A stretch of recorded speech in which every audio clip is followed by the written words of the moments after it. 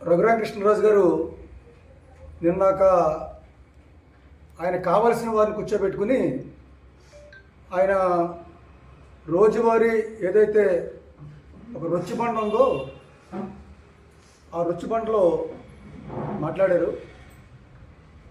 నేను ఒళ్ళు మండి మాట్లాడుతున్నానని చెప్పేసి ఆయన అన్నారు. ఆయన పీట వేసుకుని ఒక లోకల్ లీడర్ దగ్గర నుంచి జాతీయ నాయకుడి దాకా ఈయన మాత్రం అందరినీ విమర్శిస్తూ ఉంటాడు. ఈయన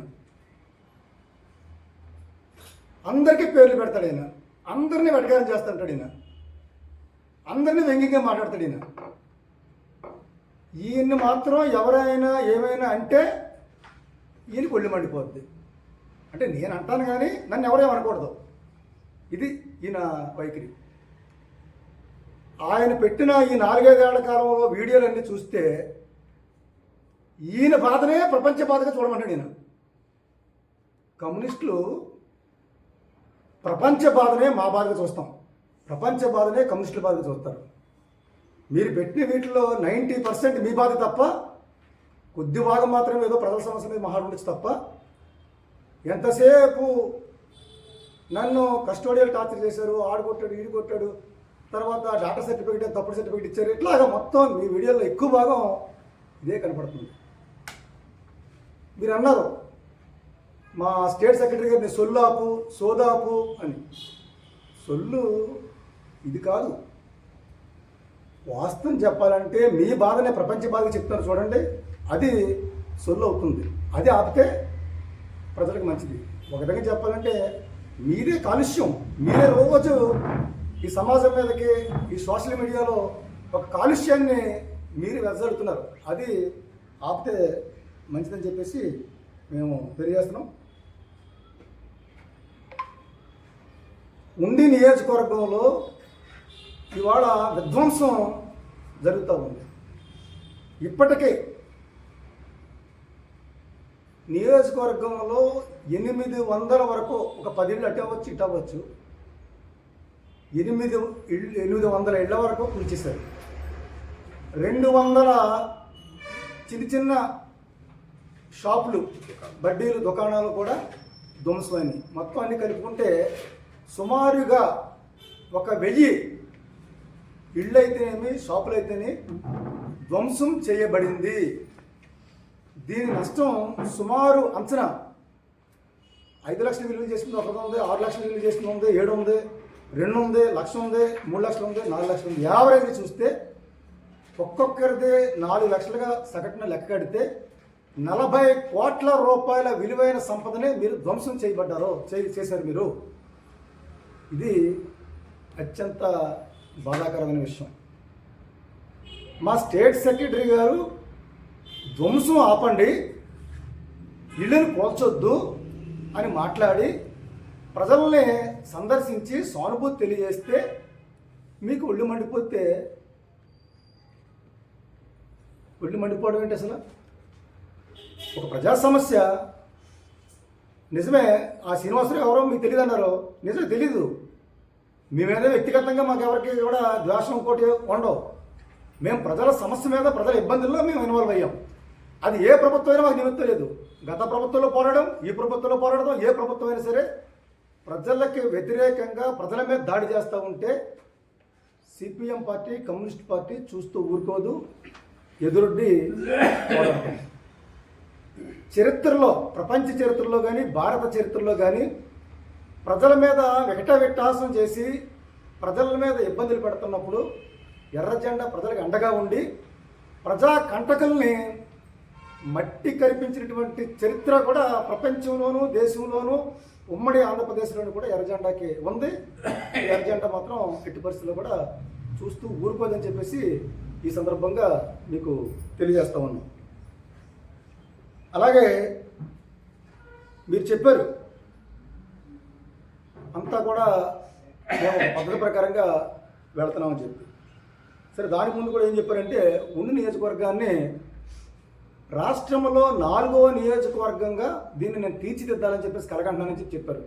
అంటే ఒకటి కుప్పమంట, 2 మంగళగిరి అంట. అంటే చంద్రబాబు నాయుడు గారు లోకేష్ గారు, అలాగే 3 పిఠాపురం పవన్ కళ్యాణ్ గారు, 4 అంటే ఇప్పుడు ఈయన 1000 ఇళ్ళు కూల్చాడు. మరి వాళ్ళు ఎన్ని ఇళ్ళు కూల్చారు? ఇప్పటిదాకా ఎక్కడ కూడా ఆ కుప్పంలోనో మంగళగిరిలోనో లేకపోతే పిఠాపురంలోనో ఇళ్ళు కూల్చి అభివృద్ధి చేస్తున్నట్టుగా వాళ్ళు ఏం ప్రకటన చేయలేదు. అక్కడెక్కడ కూడా కూల్చిన సంఘటనలు కూడా మరి పేపర్లో టీవీలో రాలేదు. అంటే వందల ఇళ్ళు కూల్చడం అది ఎలాగ అభివృద్ధి అవుతుందో మాకు అర్థం కావట్లేదు. రోడ్లు వేయడం అన్నది అభివృద్ధి, డ్రైన్ కట్టడం అన్నది అభివృద్ధి, కాలువలు బాగు చేయడం అన్నది అభివృద్ధి, ఇవన్నీ కూడా అభివృద్ధి. కానీ అసలైన అభివృద్ధి ఏంటంటే ఉండి నియోజకవర్గంలో 2 లక్షల మంది ప్రజానీకం ఉన్నారు. వాళ్ళల్లో అత్యధిక సంఖ్యలో ఉన్న ప్రజానీకం ఎవరు? వ్యవసాయ కూలీలు ఎక్కువ ఉన్నారు, కార్మికులు ఎక్కువ ఉన్నారు, కౌలు రైతులు ఎక్కువ ఉన్నారు, పేద రైతులు ఎక్కువ ఉన్నారు, ఆక్వా రైతులు ఎక్కువ ఉన్నారు.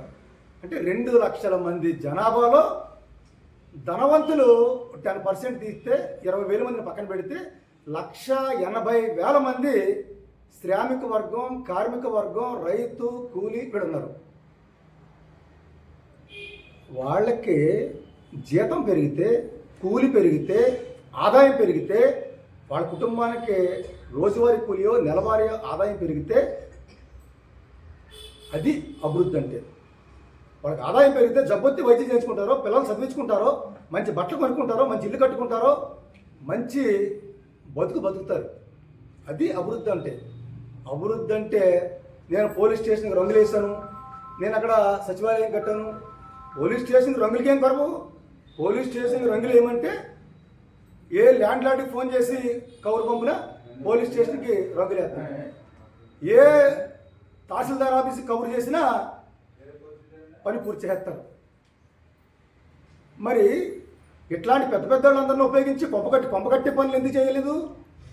కొంపగట్టి పనులు చేస్తుంటే నేను ఈ నియోజకవర్గంలో నేను వచ్చిన ఈ 10 మాసాల కాలంలో బహుశా 10 మాసాలు అయింది 10 ఇళ్ళు కూల్చారు. ఈ 10 మాసాల కాలంలో 100 ఇళ్ళు కట్టి ఉంటే మీరు ఆయన్ని పోగేసి వీళ్ళు పోగేసి అది బాగుండేది. మీ పార్టీ, మీ ప్రభుత్వం P4 చెప్తుంది. P4 అంటే దీని అర్థం ఏంటి? దీని అర్థం ఏంటంటే అత్యంత కోట్లాది రూపాయలు సంపాదించిన ధనవంతుల నుండి సమాజంలో ఉన్నటువంటి అత్యంత పేదలకి వాళ్ళ నుండి వీళ్ళకి సహకారం చేసి వీళ్ళని కింద ఉన్న వాళ్ళని పైకి తీసుకురావాలన్నది P4, పబ్లిక్ ప్రైవేట్ పార్ట్నర్షిప్.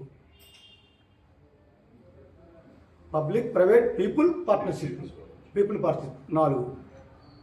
దీని అర్థం ధనవంతులు పేదవాళ్ళు సాయం చేస్తారో చేయడం ద్వారా పైకి వస్తారన్నది ఈ కాన్సెప్ట్. ఉండి అంటే దీన్ని ఏమన్నారు? సాయం చేసే వాళ్ళేమో మార్గదర్శులు, తీసుకునే వాళ్ళేమో బంగారు కుటుంబం అన్నారు.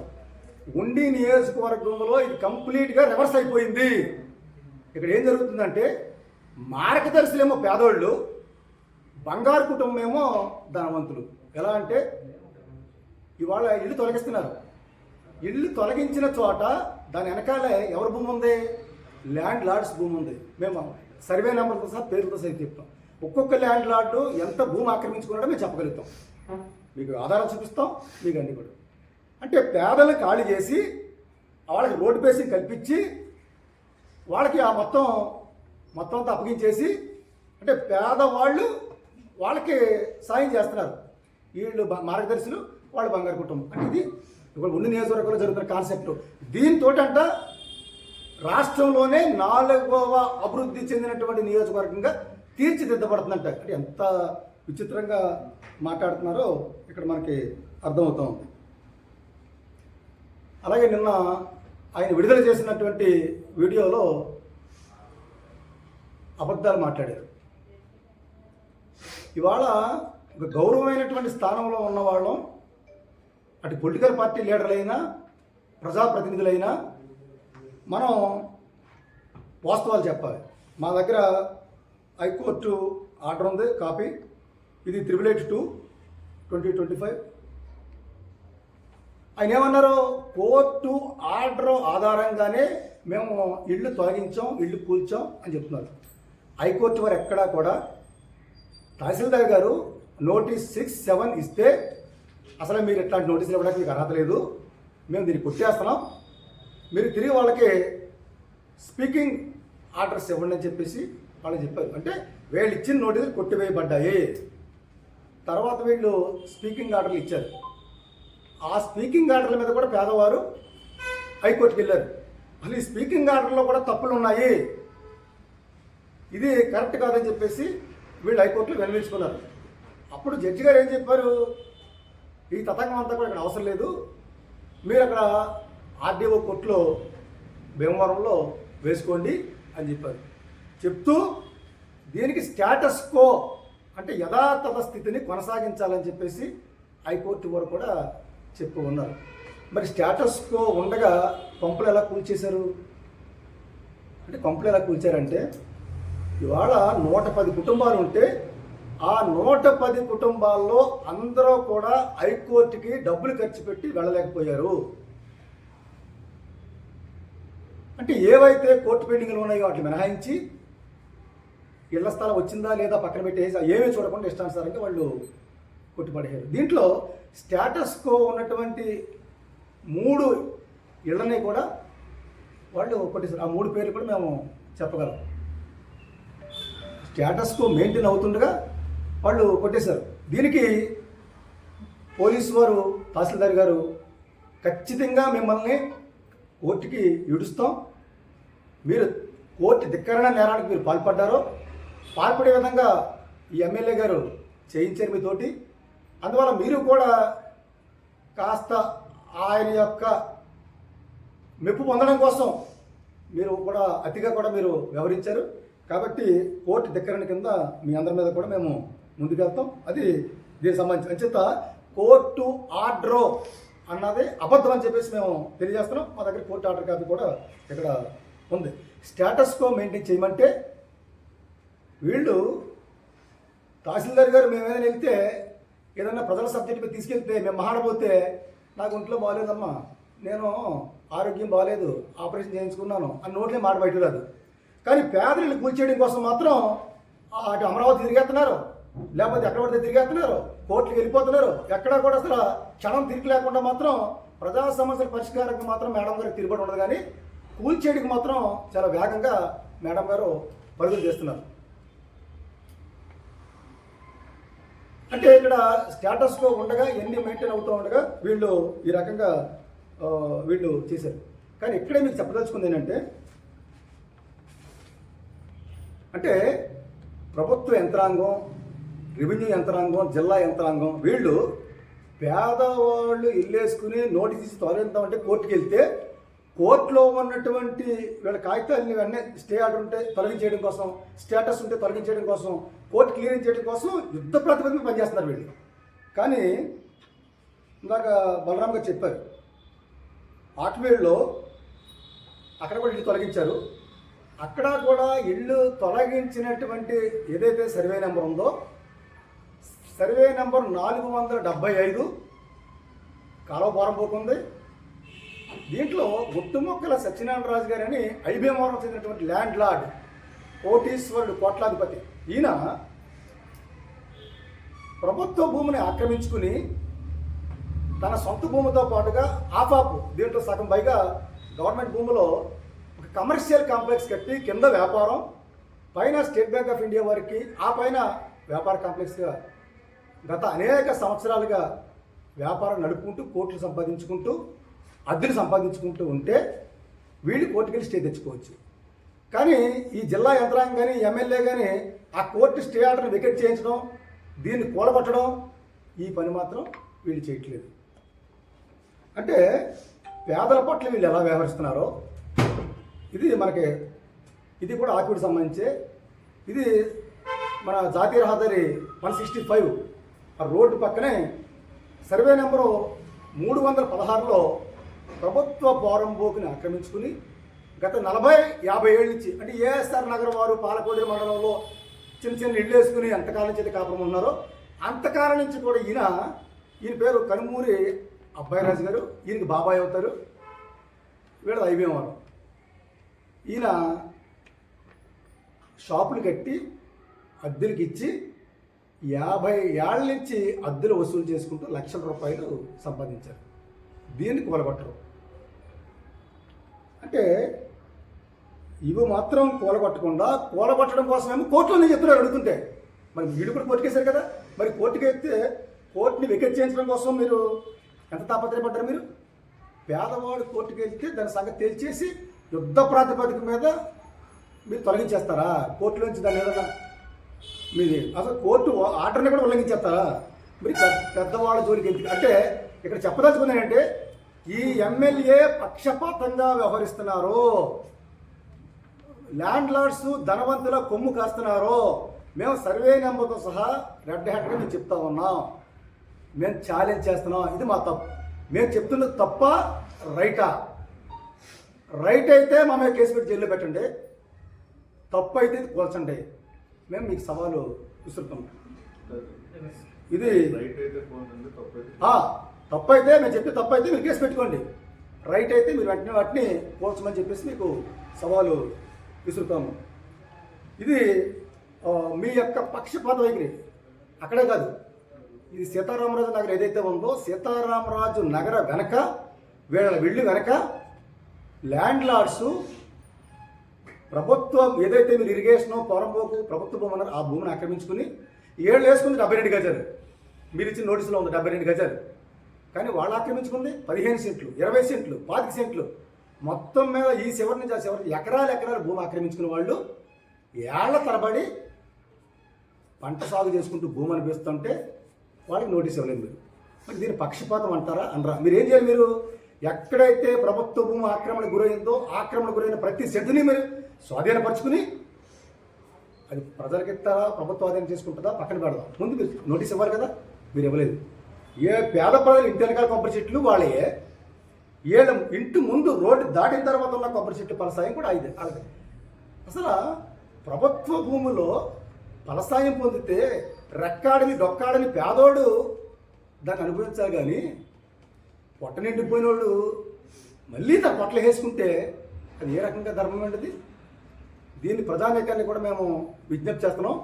ఈ రకంగా ఫలసాయం కొబ్బరి పంట సహాయం కూడా ఫలసాయం కూడా వాళ్ళే తీసుకుంటున్నారు. అంటే ఎకరాలు కోట్లు భూములు ఉన్న వాళ్ళు కూడా ఇంకా దేశం ముందుకు పోమంటే అయిపోతుంది. ఇది బట్టలు ఏమనుకుంటాడో, చెప్పులు ఏమనుకుంటాడో, కళ్ళజోడు ఏమనుకుంటాడో, లేకపోతే ఇంట్లో ప్యాన్ ఏమనుకుంటాడో, ఏసీ ఏమనుకుంటాడో, డబ్బుంటే కొనుక్కుంటాడు. దేశం ముందుకు పోవాలని రైతు ఆదాయం ఉండాలి. ఆదాయం అంతా ఒక్క వెళ్ళిపోతుంటే ఆదాయం ఏళ్ళకి రావాలి. ఇది ఈ సందర్భంగా మేము తెలియజేస్తున్నాం. ఆయన నిన్న చెప్పిన వీడియోలో దుంపగడప ప్రస్తావన చేశారు. కమ్యూనిస్ట్ పార్టీగా మేము ఎక్కడ ప్రజలకు సమస్య వస్తే అక్కడ స్పందిస్తాం, రైట్. అక్కడ ఒక విద్యార్థిని 10th క్లాస్ అమ్మాయి దుంపగడపలో అనారోగ్యానికి గురయ్యి ఆసుపత్రి పాలయ్యి ఆసుపత్రిలో చనిపోయింది. అక్కడ వైద్యం అందడంలో కూడా నిర్లక్ష్యం జరిగింది. ఆ నిర్లక్ష్యం వల్ల కూడా చనిపోయింది. అయితే ఆవిడకి అనారోగ్యం ఎందుకు వచ్చింది? ఆవిడకే కాదు, తరచుగా దుంపగడపలో తీవ్రమైన అనారోగ్యానికి ప్రతి ఏడాది కూడా రైనీ సీజన్లో గురవుతూ ఉన్నారు. రైనీ సీజన్లో తీవ్రమైన జబ్బులకు గురవుతుంటే ఆ జబ్బుల మీద పరిశోధన చేసి విషయాలు వెల్లడించాలని చెప్పేసి మేము 8-9 మాసాల క్రితం డిమాండ్ చేసాం. ఇప్పటి వరకు ఆ బాలిక మరణానికి కారణాలు మెడికల్ డిపార్ట్మెంట్ ఏదైతే మన జిల్లా హెల్త్ డిపార్ట్మెంట్ ఉందో హెల్త్ డిపార్ట్మెంట్ వారు కూడా దీనికి ఇళ్లల్లో ఉన్నవారు వాడిన వాటర్ కారణం అని వాళ్ళు తేల్చలేదు. మేమేం చెప్పాం? ఆ దుంపగడపలో మంచినీటి చెరువు దగ్గరలో ఉప్పునీటి బోర్లు వేసి చేపల చెరువు అని రొయ్యల చెరువు తవ్వేసి అక్కడ మంచినీటి చెరువుని కలుషితం చేస్తున్నారు, పంటకాలం కలుషితం చేస్తున్నారు. దానివల్ల కూడా చెరువు పాడైపోయి ఇవి తాగడానికి కాదు కదా, వాడుకోవడం కాదు కదా, దేనికి పనిచేయట్లేదు అది అని మేము చెప్తే మేము చెప్పిన దాన్ని తిరిగి మాకు చెప్పడం కోసం ఈ రకంగా మీరే చెప్పారు కదా కలుషితం అయిపోతుందని, అందుకని ఇల్లు కుడుస్తున్నామని చెప్పేసి దాన్ని చెప్పడం. అంటే ఇప్పటికైనా ఆ మెడికల్ రిపోర్ట్ని మీరు బయట పెట్టండి. ఇవాళ జిల్లాలో చర్మ వ్యాధులు గురైపోతున్నారు, క్యాన్సర్ వ్యాధులకు గురైపోతున్నారు. ఈ చర్మ వ్యాధులకి క్యాన్సర్ వ్యాధులకి ప్రజలు ఇంట్లో వాడిన నీళ్లు కారణమా లేదు ఎవరు కారణం అది తేల్చాలి. అది తేల్చాలంటే భీమవరంలో ప్రముఖ ఇంజనీరింగ్ కాలేజీలో శాస్త్రవేత్తలు ప్రొఫెసర్లు ఈ జిల్లాలో ఈ పొల్యూషన్కి ఎవరు కారణమో ఎవరు ఎంత పర్సంటేజ్ కారణమో వాళ్ళు తేల్చారు. కావాలంటే రిపోర్ట్ మీరు తెప్పించుకోండి, మీకు అర్థమవుతుంది. మీకు నిజంగా చిత్తశుద్ధి, నిజాయితీ, ధైర్యం ఇటువంటి అన్నీ ఉంటే, ఈ జిల్లాని అభివృద్ధి పదంలో నడిపించాలనుకుంటే, ఈ జిల్లా ప్రజల ఆరోగ్యాన్ని కాపాడాలనుకుంటే, నిజంగా ఎవరి వల్ల అయితే కాలుష్యం జిల్లాలో వస్తుందో ఆ కాలుష్యాన్ని అరికట్టే పని చేయమని మేము కోరుతా ఉన్నాం. ఇది మేము దుబ్బగడపలో మీకు సర్వే నెంబర్తో కూడా చెప్పగలం. ఏ సర్వే నెంబర్ వల్ల పంటకాలం 332, 332, 326, 324, 322 ఈ సర్వే నెంబర్లు అన్నిటి వల్ల కూడా వాళ్ళ చెరువులో వాటర్ కాలువలో వాటర్ పంట చెరువులోకి, మంచి చెరువులోకి వెళ్ళి పొల్యూషన్ అవుతూ ఉంది. దీన్ని మీరు పరిశీలించుకోవచ్చు. దీన్ని మీకు చెప్తా ఉన్నాం. ఇది అలాగే ఇంకోటి ఏం చెప్పారంటే, ప్రజల్ని ఇవాళ తప్పుదో పట్టిస్తున్నారు. ప్రజలందరికీ కూడా తప్పుడు సమాచారం ఇస్తున్నారు. ఎలా అంటే, అక్కడ 110 కుటుంబాలు ఉన్నాయి, మేము అందరికీ కూడా వాళ్ళ ప్రత్యామ్నాయం చూపించాం. ప్రత్యామ్నాయం చూపించిన తర్వాత వెళ్ళకుండా అక్కడ ఉంటే మా తప్ప ఎలా అవుతుందని చెప్పేసి చెప్తున్నారు. అలాగే వీళ్ళ మీద కూడా ముద్ర వేశారంటే కాలుష్యం ముద్ర వేశారు. వీళ్ళ మీద కాలుష్యం ముద్ర వేశారు. మనకు ఒక నానుడు ఉంది, కుక్కని చంపాలనుకున్నప్పుడు పిచ్చి కుక్క అని చెప్పేసి పేరు పెడితే అందరూ కూడా తలపై రాయేస్తారు, చంపేస్తారు. ఇక్కడ కూడా ఏఎస్ఆర్ నగర్ మీద ముద్ర వేశారంటే కాలుష్యం. వీరు వాడే నీళ్లు ఆడ ఎదురుకున్న కాళ్ళలోకి వచ్చి ఆ కాలువ వల్ల ఒక గ్రామంలో ఉన్నటువంటి మంచినీటి చెరువు అంతా కూడా పొల్యూషన్ అయిపోతుందని చెప్పేసి ఒక గ్రామస్తులతోటి వ్యూహాత్మకంగా పథకం ప్రకారంగా ఒక పిటిషన్ పెట్టించారు. మేము పరిశీలించాం, మా దగ్గర వీడియో కూడా ఉంది. వీడియోలో స్పష్టంగా ఈ 110 కుటుంబాల్లో వాడుతున్న నీరు నిజంగా కలుషితం చేస్తుందా, లేదు ఏ గ్రామం అయితే మంచినీటి చెరువు కలుషితం అయిపోతుందని చెప్తున్నారో ఆ గ్రామంలో ప్రజలు వాడుతున్నటువంటి నీరు అదే కాలంలోకి వస్తున్నటువంటి పరిస్థితి ఉందా లేదా అన్నది పరిశీలిస్తే, లేదు పాలకోడేరు గ్రామంలోనే ఇంకా ఏ ప్రజలైనా ఇంకా ఎవరైనా వాడుతున్నటువంటి ప్రజలు వాడుతున్న వాటర్ కూడా ఆ ఊరికి వెళ్తుందని చూస్తే స్పష్టంగా మా దగ్గర వీడియోలు ఉన్నాయి. ఈ 110 కుటుంబాల వారు ఆ చెరువు పాడైపోవడానికి కారణం కాదు. దీంట్లో అనేక రకాల కాలుష్యాలు ఆ గ్రామంలో కలుస్తూ ఉన్నాయి. కానీ వాటి వేటిని కూడా జోలికి పోకుండా, ఎక్కడ కూడా దాని ప్రస్తావన పోకుండా దీని మీదే దృష్టి పెట్టడం జరిగింది. దీనికి కారణం ఇది ఎక్కడా కూడా అభివృద్ధి, ఇది ఒక డెవలప్మెంటు, మంచి ఇది కాదు. ఇది ఒక ట్రాష్. జరుగుతున్నంతా కూడా ఒక బిజినెస్, ఒక వ్యాపారంగా మాత్రమే ఇది జరుగుతుంది. అంటే ల్యాండ్ లార్డ్స్కి మేలు చేయడం కోసం, ల్యాండ్ లెస్ పూర్ని బలి చేయడం కోసం జరుగుతున్నది. అంచేది అంతా కూడా ఎట్టి పరిస్థితుల్లో కూడా ఇది అభివృద్ధి మాత్రం కాదు. పేదవాళ్ళని కూల్చి ఆ పెద్దవాళ్ళకి మనం మేలు చేయడం అంటే అది అభివృద్ధి కాదన్నది ఈ సందర్భంగా మేము తెలియజేస్తున్నాం. అంచేత అక్కడ అది కాదు. తర్వాత ఏం చెప్పారు, అందరికి కూడా మేము ఇచ్చామని చెప్పారు కదా. 110 కుటుంబాల్లో 46 కుటుంబాలకి అసలు ఇళ్ల స్థలమే ఇవ్వలేదు. కావాలంటే మీడియా వారికి ఎవరెవరికి ఇళ్ల స్థలం రాలేదో పేరుతో సహా లిస్ట్ మా దగ్గర ఉంది.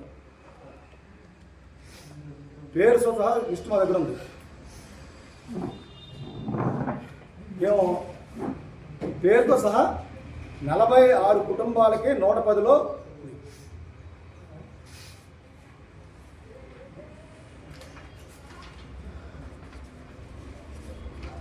చూడండి, ఇళ్ల స్థలాలు 110 కుటుంబాల్లో 62 మందికి ఇచ్చారు.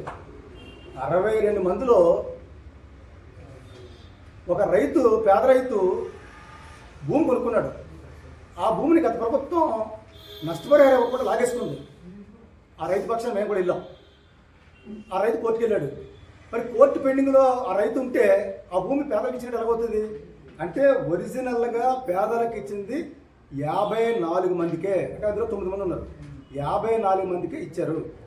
54 మందిలో మొత్తం గవర్నమెంట్ లెక్కల ప్రకారమే 19 మంది మాత్రమే ఇళ్ళు కట్టుకోవడం కోసం ప్రయత్నాలు ప్రారంభించారు. దాంట్లో పూర్తయినవి 10-12 ఇళ్ళు మాత్రమే పూర్తయి కాపు వెళ్ళారు. అంటే దీని అర్థం ఏంటి, స్థలం ఇచ్చినప్పటికీ కూడా ఇంకొక 40 మంది దాకా ఎందుకు ఇల్లు కట్టుకోవడం కోసం ప్రయత్నం చేయలేదు అంటే, ఇల్లు కట్టుకోవాలంటే 10-12 లక్షల రూపాయలు తక్కువ కాకుండా ఇవాళ ఖర్చు అవుతా ఉంది. కనీసంగా గవర్నమెంట్ ఇచ్చింది 1,80,000 ఇంతకుముందు. దీంతో నాడా ఉందని చెప్పేసి మనం ముందుకెళ్తే మురిగిపోతున్నారు కాబట్టి ఇవాళ 40 కుటుంబాలలో ముందుకు వెళ్ళలేకపోయారు. అందుకే ఇల్లు నిర్మించుకోలేకపోయారు. ఇప్పుడు ఇల్లు కట్టుకునే వాళ్ళు కూడా అప్పులు పాలైపోయారు. వీళ్ళందరూ కూడా ఇవాళ తినటానికి, వైద్యం చేయించుకోవడానికి, చదివించుకోవడానికి, బతకడానికే అప్పులు చేసుకుని బతుకున్నారు. కాబట్టి కాలు చెయ్య కూడ తీసుకుని ఇల్లు కట్టుకుందామని ప్రయత్నం చేస్తుంటే మీకు స్థలం ఇచ్చాం కదా అని చెప్పేసి కూలగొట్టే ప్రయత్నం చేశారు. మరి మీరు ఇళ్ల స్థలాలు ఇవ్వకుండా 7 ఇళ్ళు మీరు ఎందుకు కూల్చేశారు? ఇక్కడ మీరు గండికోట దండమ్మ, మల్లు వెంకటేశ్వర్లు, దొంగ పార్వతి, హనుమంతు చిన్నమ్మ, సేపన అన్నపూర్ణ, నాగవరపు చిన్న, ఈ లిస్టు మా దగ్గర ఉంది. మరి వీళ్ళందరూకి స్థలాలు రాలేదు. మరి స్థలాలు రాలేదు ఎలా కూల్చేశారు మీరు? మేము ఎవిడెన్స్తో మేము చెప్తున్నాం. మీరు ఏం కౌంటర్ చెప్తారో, మీరు ఏం సమాధానం చెప్పండి. ఎవిడెన్స్తో మేము చెప్తున్నాం. ఇళ్ల స్థలం రాలేదు. ఇళ్ల స్థలం రాకుండా ఇల్లు ఎందుకు కూల్చేశారు మీరు? తప్పు కదా, అన్యాయం కదా. ఇది మేము అడుగుతున్నాం. స్థలం ఇచ్చారు, స్థలం ఇచ్చి ఇల్లు కట్టుకోవడం కోసం కూడా అవకాశం ఇవ్వాలి కదా. లేదు, ఎలాంటి వాళ్ళకి అవసరమైతే మీరే ఇల్లు నిర్మించేయండి. మీరే పీపోర్ ఉంది కదా, ధనవంతుల నుంచి పేదల సాయం చేసే పథకం, దాంట్లో వీళ్ళందరికీ కూడా ఇల్లు నిర్మించేయండి. అప్పుడు నిజంగా ఖాళీ చేయడం ధర్మమా కాదా, ఆ పొల్యూషన్ ఉందా లేదా పక్కన పెట్టి ఇల్లు నిర్మించేస్తే అప్పులు పోలు అవ్వరు కాబట్టి కొత్త ఇంట్లోకి వెళ్ళే అవకాశం ఉంటే దాంట్లోకి వెళ్తారు. అంచేత ఇక్కడ అందరికీ కూడా ప్రత్యామ్నాయం చూపించామని చెప్పి అబద్ధాలు చెప్పారు. అంచేత మీడియా వరకు కూడా స్థలం వచ్చిన వారి జాబితా మా దగ్గర ఉంది, రాని వారి జాబితా మా దగ్గర ఉంది, కోర్టులో ఉన్నవారి జాబితా కూడా మా దగ్గర ఉంది. కామెంట్స్ ఇది మిత్రులారా మొత్తం దీనికి సంబంధించి. అంచేత ఇప్పుడు పోలీస్ని, రెవెన్యూని ఉపయోగించుకుని ఏదో రకంగా ఆ ఇళ్ళు కూల్చేయడమే ఒక ఇక్కడే కాదు నియోజకవర్గంలో కూడా కూల్చేసే పనిలోనే ఆయన అభ్యర్థం. ఎప్పటికైనా మీ తొందరపాటు చర్యల్ని, మీ ఆవేశపూర్తి చర్యల్ని మీరు ఆపాలని చెప్తున్నాం. మహాభారతంలో దుర్యోధనుడు కూడా ఇటువంటి ఆవేశపూరితంగా, అహంకారపూరితంగా వెళ్ళే అప్పుడు పాండవులు అడిగారు, మాకు 5 ఇచ్చి సరిపోద్ది, మీకు 5 ఇచ్చినా మీరు మనం రాజీపడి రాజ్యం మీరు వెళ్ళిపోయి 5 మాకు ఇమ్మన్నారు. కానీ 5 ఇవ్వడానికి కూడా దుర్యోధనుడు అంగీకరించలేదు. ఇప్పుడు ఆధునిక భారతంలో ఈ ఆధునిక దుర్యోధనుడిని ప్రజలు అడుగుతున్నారు, పేదలు, మాకు కనీసం ఈ గూడు వచ్చమని చెప్పి అడుగుతున్నారు. కానీ ఆ గూడు ఇచ్చడం కోసం కూడా ఆయన సిద్ధపడకుండా కూల్చేస్తున్నారు. అంచేత అప్పుడు కూడా కొంతకాలం పాటు దుర్యోధన రాజ్యం కొనసాగించి ముగింపులో పాండవులే విజయం సాధించారు. ఇక్కడ కూడా ఆధునిక రాజ్యంలో కూడా పాండవులే విజయం సాధిస్తారు. మీకు మరీ విజ్ఞప్తి చేసేది, పేదల ప్రజల మీద యుద్ధం ఆపండి, మీరు విజ్ఞతతో వ్యవహరించండి, ఆవేశపూరితంగా ముందుకు వెళ్లకుండా సామరస్యపూర్వక పద్ధతిలో పేదలకు మేలు చేసే విధంగా ముందుకు వెళ్ళాలని చెప్పేసి మేము కోరుతా ఉన్నాం. కమ్యూనిస్ట్ పార్టీ ఎర్రజెండా పేద ప్రజలకి అండదండలుగా ఉంటుంది. వాళ్ళు ఆపదలో ఉన్నప్పుడు అది ప్రభుత్వంతో మనకు నిమిత్తం లేదు. మరి ఏ ప్రభుత్వం అయినప్పుడు కూడా అది పేద ప్రజలకి అండగా ముందుకెళ్తాం. కాబట్టి ఎప్పటికైనా మీరు సానుకూలంగా ఆలోచిస్తారని చెప్పేసి కోరుతా ఉన్నాం.